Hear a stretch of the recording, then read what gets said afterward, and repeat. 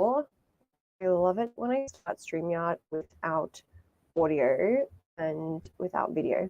You of all people don't have time for downtime. So I get that. You probably have 14, 15, 16-hour days. You have long haul flights.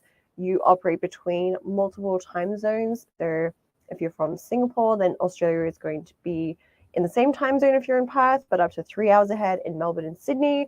The UK is going to be 6, 7 hours, 8 hours behind, depending on the time of year, depending on if there's daylight savings or not. Then let me get this right, East Coast is going to be 12 hours behind. So that's the US, Canada, and then maybe even 17 hours behind if you're in Vancouver, which is where my brother is. My brother just turned 30, which is weird because I swear I'm still 27. So it can be challenging. So I just want to share more practical things that I actually do, because I always find it to be really helpful when people I follow, people I admire, tell me what they really actually do on a day-to-day basis. That to me is always more interesting than just sharing random facts about random things and hoping that I can figure out a way to apply that or incorporate it into my life. So let's start with something that a lot of people ask me about, and that is supplements. Look, at the end of the day, you want to try and get most of your nutrients from actual food because it's going to be more bioavailable. You're just going to get the benefit of all of those nutrients from the food itself. However, there are some supplements that I feel are worth it and that most people are deficient in. So that being magnesium is the #1 recommended supplement that I suggest people take. Most people are deficient in magnesium. It's hard to get enough through your diet in general. With soil quality depleting around the world, it is becoming increasingly challenging to get enough of that. And it shows in your hydration. It shows in your ability to recover from training. It shows in your sleep quality. And that's a big difference most people I work with see when they start taking in magnesium, is that their sleep quality improves drastically. The first thing they see to me within a week of starting is, oh my goodness, where has this been my whole life? I am suddenly sleeping like a baby. And who doesn't want that? So magnesium is definitely up there. Now, there are different forms of magnesium. Some are more worth your time than others. I like the bisglycinate or bisglycinate. I'm sure there's more than one way to pronounce that. From Proteus Nutrition, that is a Singapore-based company. They are now shipping to Hong Kong and Indonesia and Malaysia from memory. That's my go-to. 3 tablets at night. That's about that was a weird accent, about 400 milligrams. Though magnesium threonate is also an excellent source and arguably the best. So that is the most highly recommended supplement that I suggest to the people I work with for all those reasons. It's also an electrolyte. So hydration is not just how much water you take in, it is the ability of the cell to draw moisture and water into it. And you cannot sufficiently do that. Even if you're having enough water, if you are low in electrolytes, the ability of that cell to take in the moisture is just, take in the water is just not going to be there. So that is the missing link for a lot of people. It is electrolytes, magnesium being one of them. So to add to that, what I also like to do is add a good pinch of sea salt to my water before I train. A great tip I picked up from Ahmed Ida, who is a nutritionist. I've done 2 podcasts with him. One was on cholesterol and the other one was on this topic, so hydration, which we cover magnesium supplementation in. That is something you'll want to check out. So that is Real Talk. That's the name of my podcast. Laura Phillips, Real Talk. If you want to check that out, just scroll through till you find those episodes. That is a great hack to staying sufficiently hydrated in Singapore, especially if you exercise. A pinch of good quality sea salt before you exercise, and especially if you exercise outdoors, because if you exercise outdoors, not only are you crazy, but you're going to lose moisture and hydration at a faster pace. So that you want to take care of. I like the Noon effervescent tablets too, which you can pick up from iHerb. Sometimes I find them at cold storage. Sometimes I find them at pharmacists and chemists, though not always. So If you need more tips on hydration, I have plenty. Just go through my podcast or message me directly. Now, people who travel a lot, often we find we're going through obviously different time zones, our body's under different stress, and with that comes a compromised immune system if we're not getting enough rest and recovery. What I like to do to mitigate that is take zinc, and zinc picolinate is typically the most readily absorbed form of zinc. I take about 15 milligrams a day, if I'm not mistaken. I'm using the Solgar brand at the moment, seems fine. And that is one that I suggest to people who are likely to fall sick, whether it's because of travel, high stress levels, fast-paced job, or whether they have children who get sick and pick up all kinds of bugs in their day-to-day interactions, as well as vitamin C. So I've kind of changed my tune on vitamin C, having recently come across a article from Jake Dolezal, who I follow and am in his education group. He was suggesting if you fall sick to take 1 gram, so 1,000 milligrams of zinc every hour for the first 6 hours, and then 3 grams split into 3 serves every single day thereafter until you start to feel better. So that is something that I've been trialing on myself, and I'm noticing that's nipping any illness in the bud before it kind of manifests and gets out of control. I am finding that to be helpful. So again, if you have busy days, if you have demanding schedule, if you're across different time zones, you don't have time for downtime, you don't have time to be sick. This is what I do to mitigate that in terms of supplements. But again, you want to try and get vitamins and minerals from actual food, from vegetables, from fruit, from meats, whole grains, lentils, etc. So make sure you're also doing that. The whole point of a supplement is to be a supplement. It's just meant to fill in the gaps of what we're not getting from our diet, and think of it as the top of the pyramid, not the bottom. The bottom of the pyramid, again, should be food. That should be your foundation.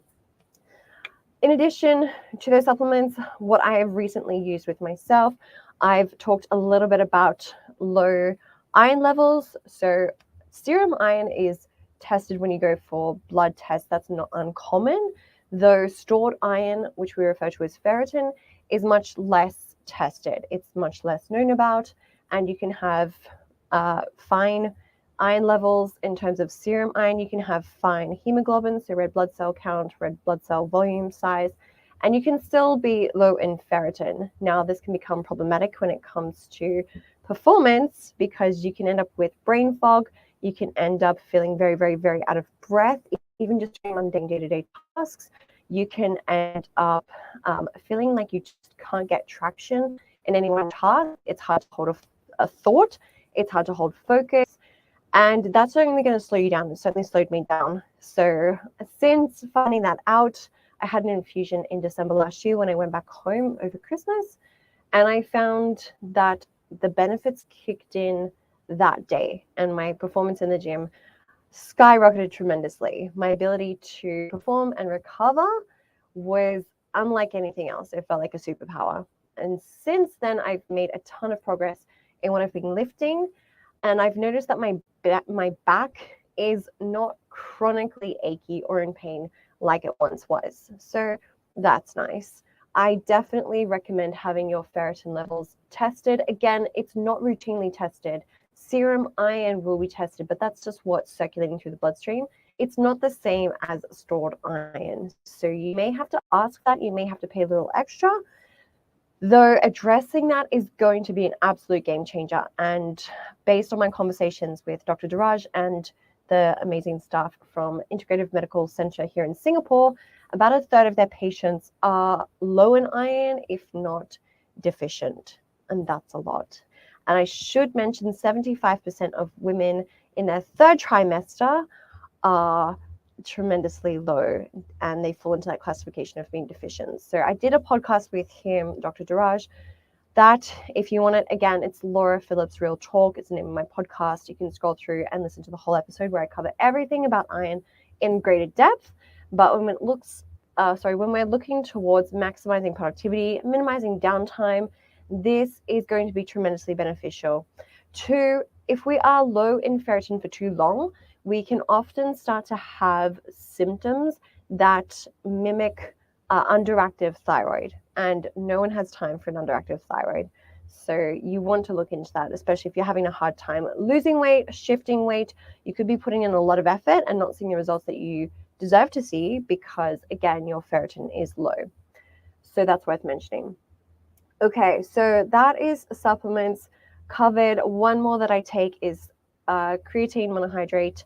That is for the benefit of ATP, so adenosine triphosphate. So that's the energy system we use for all movements that take between 0 and 15, sometimes even 20 seconds, just depending on how robust your ATP system is. That has made a great impact on my power output in the gym. And I recently ran out. It has been a little challenging to get since the pandemic. It is not as readily available as a supplement. There was perhaps a week or two where I wasn't supplementing because I didn't have any. I have noticed a decrease in my performance in the gym where everything just feels a little more challenging. So that is worth noting, and that really changed the game when I started taking that 5 grams every single day, dissolved in water. That's it. Bippity boppity boop. Okay, so that is worth mentioning. On to point number 2. Okay, so every single day I write a list of what I want to achieve. I'm a huge list person. I have lists of lists. I can't even begin to tell you how much I write down and how I keep track of that. I have tabs on tabs on tabs open in my brain. And so every single day I write that down. I prefer to use a pen and paper just so I'm not feeling distracted by technology. And then once I have a clear picture of what I'm going to do with my day or what I want to make action on, move the needle on with my day, I tend to then capture that in a space such as Notion. And then I also take today's to-do list and I put that in notes, which I can easily pull up on my iPad or my MacBook or my phone, just because I like to have today's to-do list really easy to find. I sometimes even screenshot that and make it my phone wallpaper, because then again, every time I look at my phone and every time I go to unlock or open something, it's right there. It's in my face. It's a reminder of, okay, this is what you have to do. Have you done this yet? Have you done this yet? Have you done this yet? And then I start to close more of those tabs of my brain with less friction and greater ease. So that is my approach there. For bigger projects, I create a folder in Notion. So for all my podcast episodes, that gets captured in a podcast folder in Notion. And I have a Kanban board so I can capture my upcoming episodes, my previous episodes, what's being released this week, what needs audio introductions, what needs show notes, and what have you. So that is a great way to streamline my day, keep focused, plan when I need to record a podcast, plan when I need to do a live, when do I have the time in my schedule to do that, and everything surrounding that then just falls into place really nicely. That is my go-to way to stay organized for every single day. And in tying to that, I like to set goals. So I have yearly goals, quarterly goals, weekly goals. So for example, every single week, I like to do 2, if not 3 lives. I know that typically Tuesdays and Thursdays are better days for me to do that. My schedule just tends to allow for it. And I need to revisit those goals. So it's very easy to get caught up in life, the busyness of life, and not make any progress on any of these goals just because so much is happening all the time. It's really, really important if you want to stay focused and move the needle on anything that you revisit those goals. So for example, if your goal is to lose 10 kilos by the end of the year, if we reverse engineer from that, that works out to be about 454 grams. And I say about, yeah, okay, specifically 454 grams of weight a week that you need to lose between now and January 1st, 2024. What do I need in order to lose that weight? I need to be getting 1.5 grams of protein per kilo of what I weigh every single day. I need to be in a caloric deficit of about 15 to 20%. And I need to reassess that rate of weight loss and that deficit probably on a monthly, if not 8-weekly basis, just to make sure I'm still in that deficit. So as you can see, when you have the big picture in mind, it's easy to reverse engineer from there and look at what you need to do on a quarterly basis, on a monthly basis, and on a weekly basis. That's how I plan my life, that's how I move the needle on my goals. So we're constantly going into the future, working back from there, into a month's time and back from there, to the end of the week and back from there.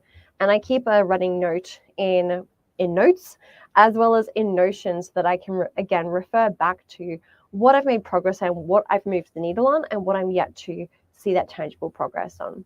It also allows me to see what's at the top of my priority list and understand if everything on that list is really a priority. Can I outsource any of that? Can I delegate any of that? Do those points on my list really, really, really need me? Or can I, again, offload that to someone else on my team? Number 4, have a coach. Okay. When it comes to business, I want to have the input of someone who's built a business bigger than mine, that's more quote unquote successful than mine, and get their input. So the best way to get to where you want to be is to study someone who's been there. It's to study a business that is the size of the business you want to build. It's to study the mindset of someone who is, a one-man band, so to speak, a solopreneur, and unpack and unpick what it is that they do that moves the needle on their business. When you have those notes, you start to understand what is worth your time and what is not, because time is money and money is time. That is such a limited resource that you have. And to make your health and fitness a priority, to make your mental health a priority, to make your family a priority, to make money a priority, to make money full stop, that all takes a certain amount of bandwidth. We want to make sure that what we're doing is actually moving the needle. And when it comes to health and fitness, a lot of things are not worth your time and effort and attention. I won't go too deep into that. I do have other content on that. But my point being, you're going to move the needle further and faster when you have the input of someone who's been there and doing what you want to eventually do with your health, with your fitness, with your business, with your family, et cetera, et cetera. So having the input of a coach is something that I heavily believe in and heavily invest in and take very, very seriously. If I can get to where I want to be with less friction, and if I can get there faster, then great. If I can get there smarter, I think that's actually the bigger piece to this, is I want to get there in a smarter way. I want to know whether it's worth me spending $500 on Facebook ads a day or not. I want to understand if doing a live is worth my time or not. And it most certainly is. This is a great revenue generating product action. Let's say action for me.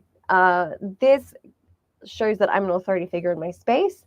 It gets my audience engaged.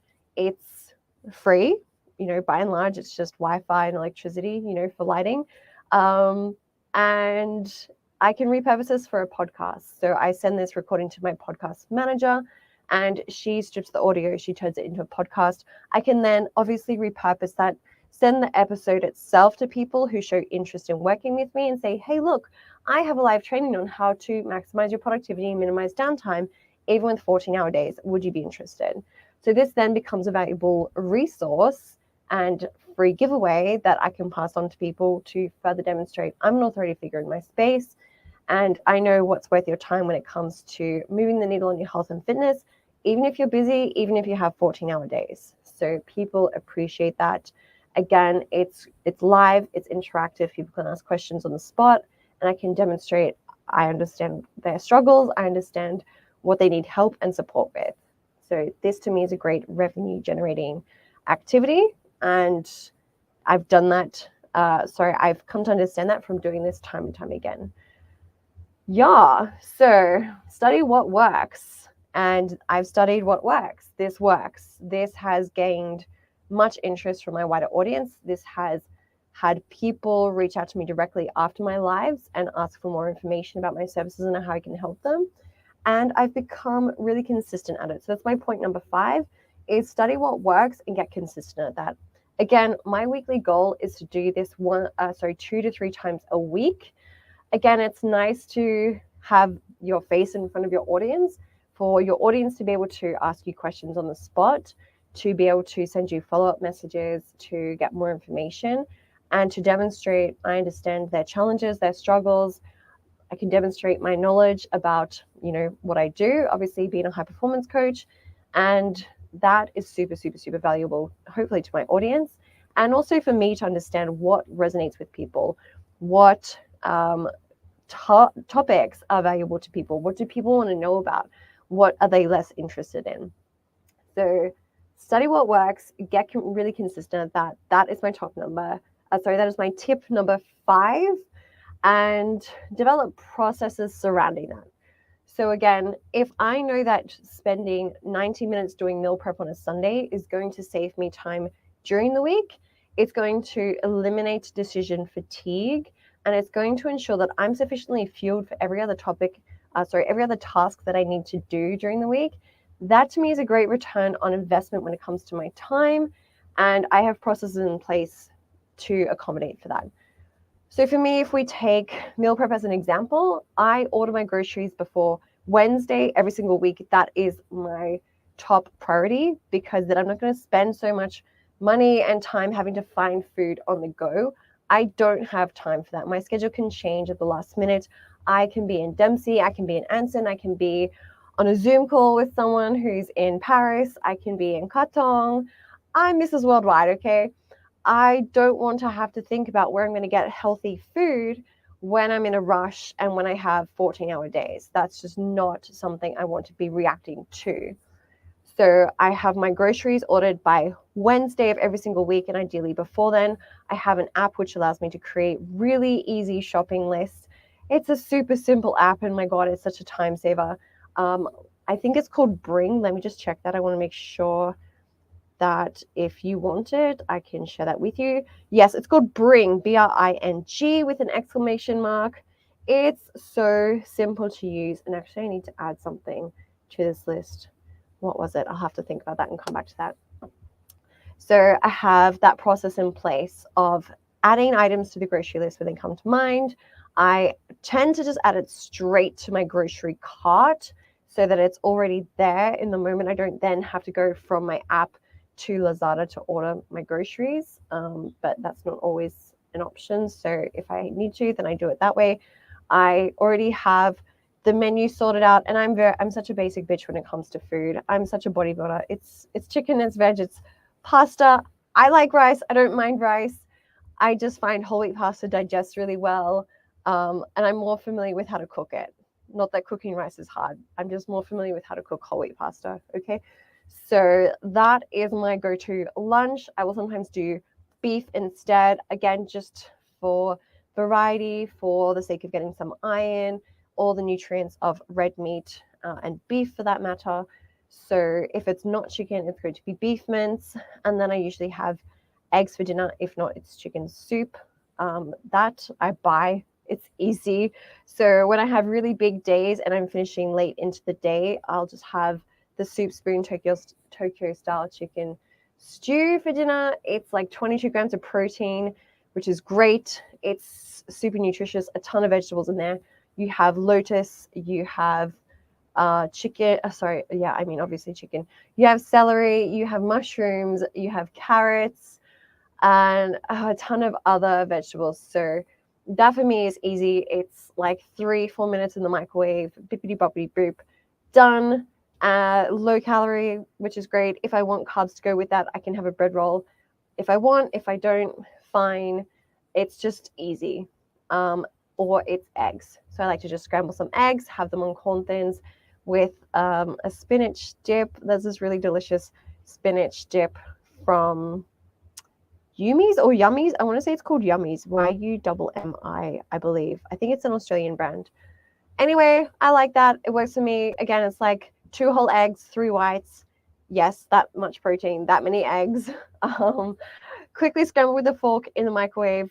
2 minutes, scramble again, then another minute, done. So it's very thoughtless. And the way to maximize productivity is to make things replicatable, repeatable, and thoughtless. So this just eliminates decision fatigue. I have 2 options for lunch. It's beef or it's chicken. I have 2 options for dinner. It's chicken soup or stew rather, or eggs. And then breakfast / mid-morning snack is usually yogurt, protein powder, and berries. I like it. It digests well, high protein. You get the benefit of the dairy. So there's going to be some beautiful calcium, other vitamins and minerals in there.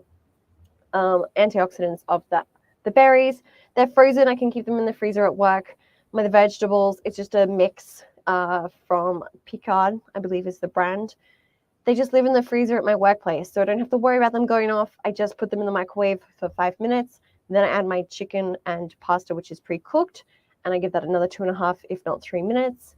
Done. Like, guys, easy. The more, again, repeatable, replicable, frictionless, streamless you can make this, then the easier. And this is just something that I do every single week. So it's on repeat, on repeat, on repeat, on repeat. But again, I'm a very basic bitch when it comes to food. I don't need it to be Michelin star. I just need it to digest well, to feel substantial enough for when I train that I'm not worried I'm going to get hungry or have low blood sugar or low blood pressure when I'm training. That's my biggest concern.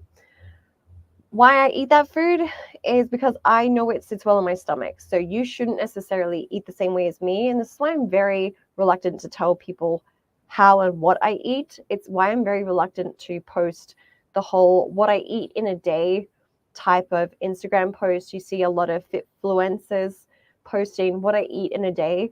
I don't think you should eat like me necessarily because you don't live like me. I'm up at 4:30 in the morning. I'm in bed usually by 10. I try and get to bed more like 9:30 where possible. I'm on my feet for 17 hours a day. I, train for 2, if not 3 hours a day. That's training myself. And then, of course, all the other amazing humans I work with. I don't have the same nutritional requirements as you. And you don't have the same nutritional requirements as me. So I don't want to give away too much information about how I eat because that could be misleading.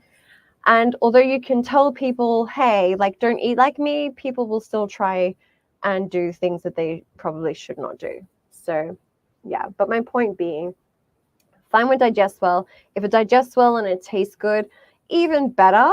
And then if it's nutritious, then that's the trifecta there. That's my approach when it comes to nutrition. Something that's nutritious, nutrient dense, so lots of vitamins, lots of minerals, hopefully a lot of protein somewhere in there, maybe some fat and carbs as well. Something that tastes good, even better. If you like the flavor, you're more likely to stick with it. And something that digests well, because you are what you absorb. If you're not digesting food and absorbing all the nutrients from it, it doesn't really matter. Because if your body is trying to get rid of it the moment you take it in, you're just going to be lethargic, low on energy, have poor cognition, and it's not really going to be worth your efforts. Number 6 is outsource to the best. Document what you do. So what we tend to repeat on a day-to-day, week-to-week, month-to-month, quarterly basis in my business, I document those processes and I ensure my team members are on the same page with regards to how we do that. If something doesn't require me or if it doesn't need to require me long-term, I try not to get too involved. What instead I try to do is develop processes surrounding the execution of that and passing that on to the next best person. So I have an amazing assistant. She knows what we need to do on a daily, weekly, monthly, quarterly basis. She understands the processes surrounding that, and I let her execute on that. Same with my podcast manager. If something doesn't need to involve me, then I try not to get involved. I'm there as a source of support, but I try and stick to my zone of genius and do what actually needs me in my business. Everything else is superfluous. And if there's a way to develop structures and processes so that other people can execute on that instead of having me so heavily involved, that to me is like the perfect scenario. 2, you just better empower people when they feel they have responsibility, when they understand what their responsibility is, and when they feel that they have what they need to deliver on that. So you can't really grow an empire if you're trying to do everything yourself. You have to find really good people and teach them how to do things really well and get them really good at doing things really well and understanding when they've done a really good job. That to me is how you build an amazing team. Number 7 is keep within a radius of your workplace or your home. If I need to get errands, I actually really try not to. So what I've noticed since the pandemic, I try and order things online as much as possible. If that saves me going to the shops and if that saves me an hour better spent working on my business or in my business, I would much rather do that. So I try and stick to purchasing things online so that I don't physically need to be there. I'm being more streamlined and efficient with my time and keeping all tasks within a radius of my workplace or home. If I need to do errands, again, usually I'm in Katong once or twice a week. It's a great mall. It has pretty much everything that I need at my fingertips. When I finished work or before I start work there, I try and get what I need from Katong. I don't then go to Vivo on my way home. It's an extra stop. It's extra time that I could have spent doing something more productive for my business. So keep within a radius as much as you can. Keep the radius nice and small. And again, use what you can online, order what you can online. It's just going to save you a ton of time. My point number 8, so my 8th hack is close tabs before you open new ones. My brain is awful and amazing in the way that it can have a lot of tabs open. I have a huge capacity for tabs, which can be a little destructive at times and amazing at others. It can be a little distracting when I get past 16,000 tabs. I tend to do well with 16,000. Above that just becomes a little overwhelming at times. So before I add more to my plate, before I add another item to my to-do list, I try and look at what's already on the list and check off some of those items. It's just a great way to keep my brain a little more zen, a little more still, a little more calm, a little more present, and ensuring that I'm actually moving the needle I want to achieve. Adding more things to your to-do list doesn't make you more productive. It doesn't make you more effective, and it doesn't make you more important. It can be easy to fall into the trap of thinking so. So in saying that, before I let my pen go to paper and write down 4 more things, 5 more things, 6 more things that I need to do, I try and create space for those items to actually happen and for me to take action on those items by freeing up my list and looking at what's already on it and actioning those items. So that just keeps my brain a little calmer, a little more sane. And again, making sure that when I take action on a task, I don't feel distracted by trying to switch gears and switch tasks. There's a massive cost to switching tasks. So sticking to one task, finishing it start to finish, instead of starting it, opening another tab, half starting another task, opening another tab, half starting another task. I am really good at doing that, and it's awful. So I'm getting a lot better at just seeing a task through, then going on to the next one. So that's my 8th tip. And number 9 is no news. I don't look at the news. I don't pay attention to the news unless there's like a pending earthquake or natural disaster about to happen. I prefer to not be informed about what's happening in the lives of celebrities or people who I don't know, who don't matter to me. I prefer to stick to filling my life with education. I listen to podcasts or I watch podcasts on YouTube, and I am very mindful of what I fill my mind and my day with in terms of what I consume. There are certain business people who I follow. There are certain people who have podcasts which I derive a lot of benefit from that I find to be very informative, very educational. My preference is to not seek out news because to me it's not hugely important. Again, unless it is a tsunami warning or an earthquake warning, I would rather just not know about it, quite honestly. The value I derive is from education. The more educated I am, the more opportunities I have, the better my life is, the higher quality of life I live. So news is not something that I really seek out. And if I receive news, then great, but not super important to me. Again, doesn't really bring a lot of value to my life. So I keep my circle small, very small. I'm very particular about who I have in my life and the extent of their involvement in my life for good reason. Number 10 is I stand a lot. I'm standing right now. I find my energy levels tend to be high when I stand. For me, getting steps in, especially reaching 10,000, 12,000, 15,000 is not always so feasible every single day. So what I tend to do is I make sure I'm standing, and I stand for about 17 hours a day. I find it is better for my posture. I find my back to be quite good, especially these days, touch wood, in that it's not very sore, it's not very tight. As I say this, I'm getting a little nervous of the universe hearing me and then tweaking my revelation of how good my back is. So I stand a lot. I'm on my feet a lot. I have very comfortable shoes. I have shoe inserts to allow me to do this with greater sense of ease. And it works wonders. I find, again, my back is great. My energy is great. My posture is great. And to help with that, point number 11 is I do shoulder dislocations. So at home, I have a stick, a dowel, really long. I'm going to say it's like 1.6 meters. I'm approximating. And I keep my hands wrapped around the stick as I keep my arms straight. I bring the stick all the way over my head, touching my back, and then coming all the way back over. So not allowing my elbows to bend at all, moving from the shoulder. To me, it's one of the top 3 best mobility drills you can do, especially for people who sit a lot with work, who don't have great posture, who have chronic upper back, neck tightness and stiffness. I give this to my clients as part of their warm-up. So in their warm-up, they'll do 2 sets of 15 of these. You can even add some weight to the stick when you get, proficient enough. And over time, you'll notice that your hands get closer and closer and closer to each other to intensify the stretch. This to me is a great way to keep, again, your upper back, neck, shoulders nice and mobile.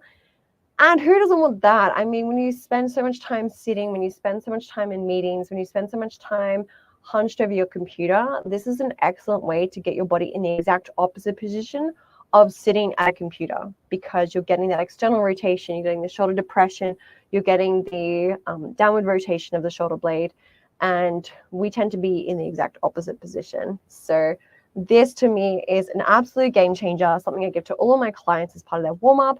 It's something that I do. I try and do most days. Some weeks are better than others, some days are better than others, but it is definitely my top 3 mobility drills to be done. I'm going to give you a bonus tip. So tip number 12 is so surrounding my macros. And again, I don't like to tell people too much with regards to how much I eat, what I eat, because the way that I eat should be different to how you eat. But I do want to say getting at least 1.5 grams of protein per kilogram of what you weigh every single day is an absolute game changer. It kills hunger. It kills sugar cravings. It massively improves satiety, energy levels, your ability to put on muscle, to keep muscle, to increase your metabolism, keep your metabolism nice and high. If you are not getting 1.5 grams of protein per kilo of what you weigh every single day, don't expect to lose fat. Don't expect the number on the scales to shift. Don't expect much to change, because this is exactly what you need in order to see those changes. And I don't necessarily do that because I'm trying to get leaner or trying to lose weight. I just do it because it makes my recovery 10 times better. It means, again, my satiety is a lot higher, as in I feel fuller for longer. So that's what I mean when I say satiety. My metabolism, again, is so much higher because I'm able to put on so much more muscle and keep so much more muscle because of the protein, because protein is the building block to muscle. So for those reasons and a ton more, you want to make sure that you are getting that much protein, especially if you're an active person, and especially if you have goals surrounding weight loss and fat loss. That is absolutely imperative.